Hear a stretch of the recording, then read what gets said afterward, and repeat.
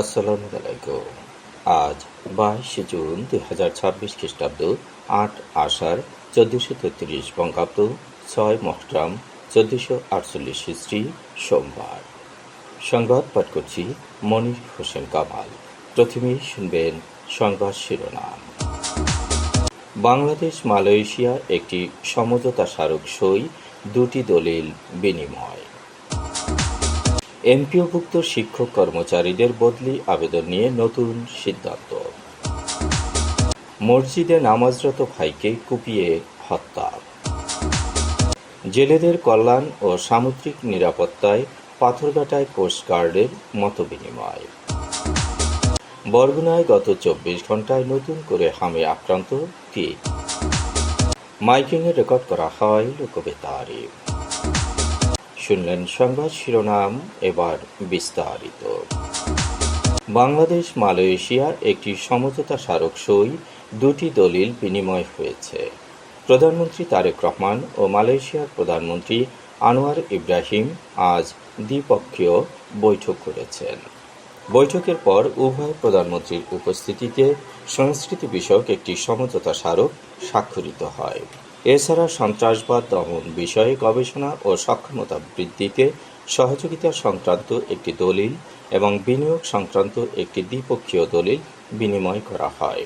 দুই দেশের পররাষ্ট্রমন্ত্রী দলিল দুটি বিনিময় করেন। এরপর দুই দেশের প্রধানমন্ত্রী একটি যৌথ সংবাদ সম্মেলনের আয়োজন করেন। আজ সকাল 8:30টায় কুয়ালালামপুরের শাংগ্রি-লা হোটেল থেকে মোটর শোভাযাত্রা সহকারে প্রধানমন্ত্রী তারেক রহমান ও জুবাইদা রহমান রওনা দেন।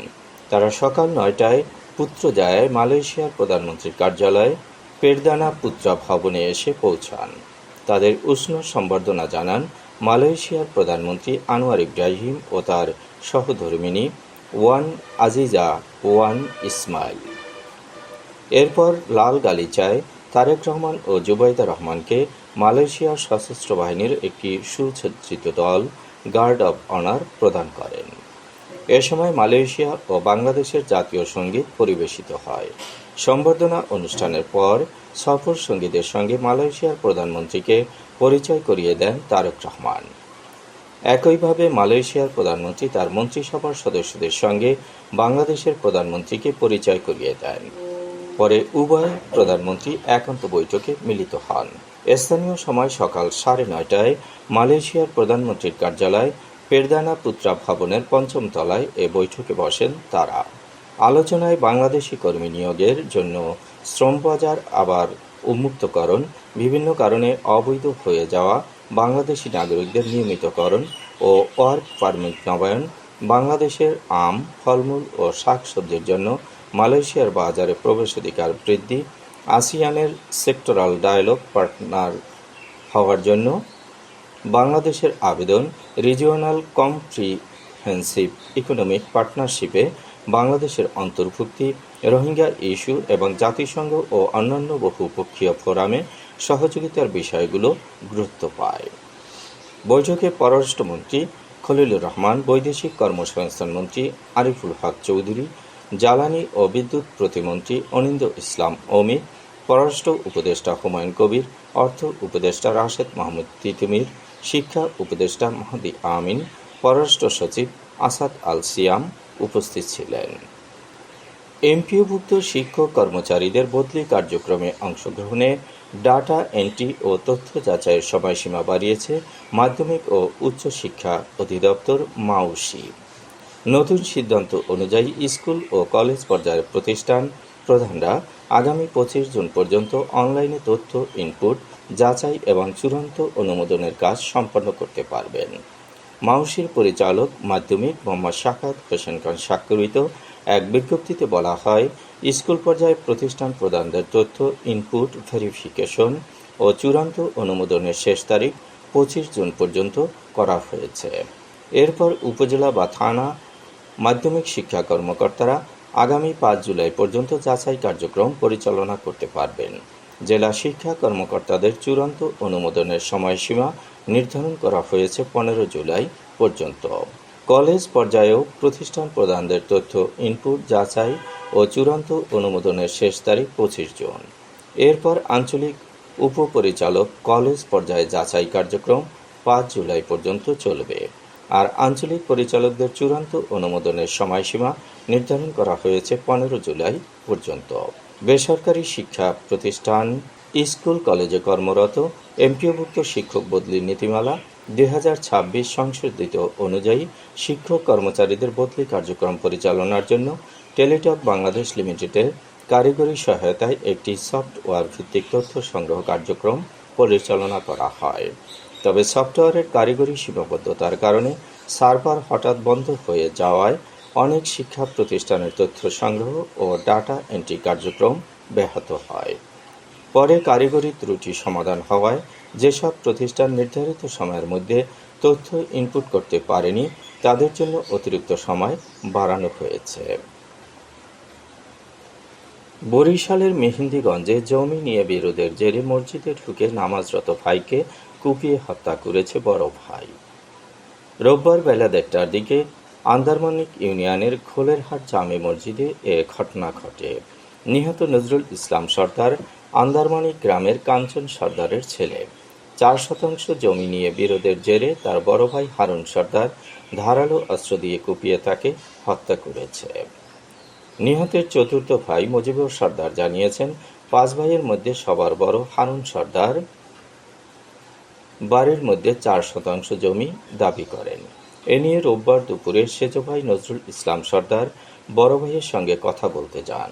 ওই সময় নজরুল সর্দার বড় ভাইকে বাড়ির জমির পরিবর্তে বিলের মধ্যে ফসলি জমি দখল করার অনুরোধ করেন।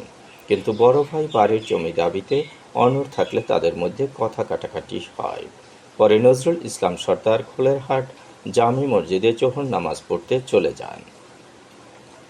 জোহরের ফরজ নামাজের জামায়াতের আগে নজরুল সর্দার ৪ রাকাত সুন্নাত নামাজ পড়ছিলেন। ৩ রাকাত নামাজ পড়ার পরে হারুন সর্দার মসজিদে ঢুকে ধারালো অস্ত্র দিয়ে কুপিয়ে তার ভাইকে আহত করেন। এ সময় নজরুলের পেটের আংশিক নাড়িভুঁড়ি বের হয়ে যায়।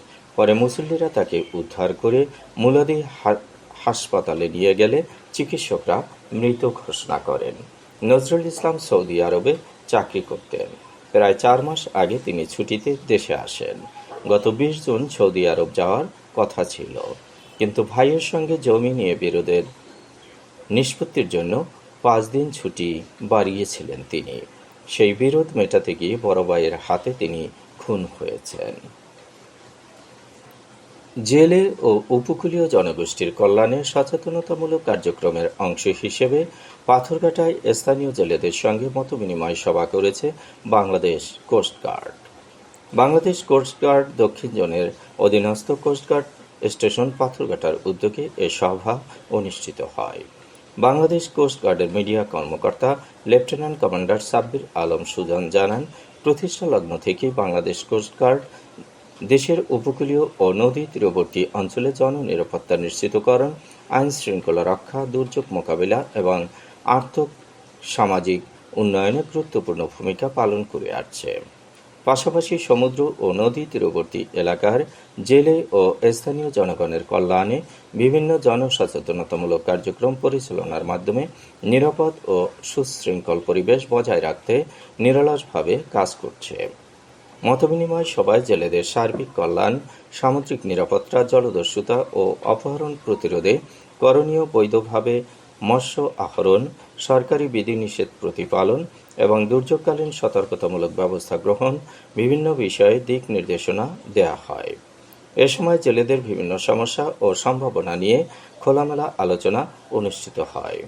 তাদের উত্থাপিত সমস্যাগুলো সংশ্লিষ্ট কর্তৃপক্ষের মাধ্যমে সমাধানের জন্য প্রয়োজনীয় পদক্ষেপ গ্রহণ করা হবে বলে আশ্বাস দেওয়া হয়। সভায় কোস্টগার্ডের কর্মকর্তাদের পাশাপাশি উপজেলা মৎস্য কর্মকর্তাও উপস্থিত ছিলেন। বরগুনায় গত ২৪ ঘণ্টায় নতুন করে হামে আক্রান্ত হয়েছে আরও ৩ জন। চলতি বছরে হামে আক্রান্ত রোগীর সংখ্যা ৮১৪ জন। নিশ্চিত হাম রোগী শনাক্ত হয়েছে ৬৭ জন। সুস্থ হয়ে বাড়ি ফিরেছে ৭৫৬ জন। এখন পর্যন্ত মারা গেছে ৯ জন।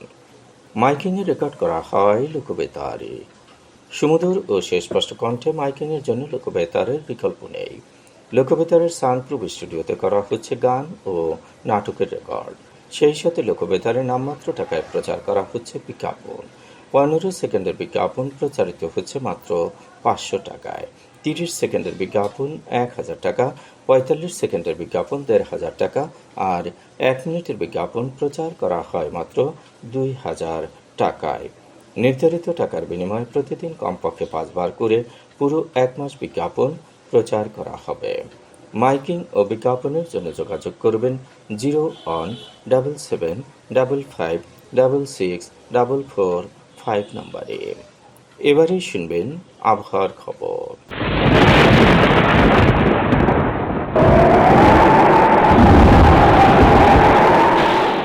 উপমহাদেশীয় উচ্চচাপ বলয়ের বর্ধিত অংশ পশ্চিমবঙ্গ এবং তৎসংলগ্ন এলাকায় অবস্থান করছে। মৌসুমের স্বাভাবিক লঘুচাপ দক্ষিণ বঙ্গোপসাগরে অবস্থান করছে। এর একটি বর্ধিত অংশ উত্তর পূর্ব বঙ্গোপসাগর পর্যন্ত বিস্তৃত। রাত এবং দিনের তাপমাত্রা একরকমই থাকতে পারে। দেশের বিভিন্ন স্থানে বজ্রসহ বৃষ্টি হতে পারে। আজ দেশের সর্বোচ্চ তাপমাত্রা ছিল রাজশাহীতে 36.5 ডিগ্রি সেলসিয়াস এবং সর্বনিম্ন তাপমাত্রা ছিল সিলেটে 22.2 ডিগ্রি সেলসিয়াস। বরগুনার সর্বোচ্চ তাপমাত্রা 32.2 ডিগ্রি সেলসিয়াস, সর্বনিম্ন 26.2 ডিগ্রি সেলসিয়াস। আগামীকাল সূর্যোদয় হবে ভোর 5:12। সংবাদ শেষ করার আগে শিরোনামগুলো আবার পড়ছি। বাংলাদেশ মালয়েশিয়া একটি সমঝোতা স্মারক সই, 2টি দলিল বিনিময়। এমপিওভুক্ত শিক্ষক কর্মচারীদের বদলি আবেদন নিয়ে নতুন সিদ্ধান্ত। মসজিদে নামাজরত ভাইকে কুপিয়ে হত্যা। জেলেদের কল্যাণ ও সামুদ্রিক নিরাপত্তায় পাথরঘাটায় কোস্টগার্ডের মতবিনিময়। বরগুনায় গত 24 ঘণ্টায় নতুন করে হামে আক্রান্ত 3। মাইকিংয়ে রেকর্ড করা হয় লোকবেতারে। সংবাদ শেষ করার আগে জানিয়ে দিচ্ছি লোকবেতারের সংবাদ জানানোর মোবাইল নাম্বার। আপনার এলাকার গুরুত্বপূর্ণ সংবাদ জানাতে ফোন করুন 0-7755564445 নম্বরে। আর লোকবেতারের সাথে যুক্ত হয়ে গান শুনতে চাইলে SMS করুন 01782973478 নম্বরে। মোবাইল করবেন 01959438545 নম্বরে। বিশ্বের সব জায়গা থেকেই শুনতে পারবেন লোকবেতার। লোকবেতার FM.org ওয়েবসাইটের মাধ্যমে শুনুন সরাসরি অনুষ্ঠান। সংবাদ পাঠ এখানেই শেষ করছি।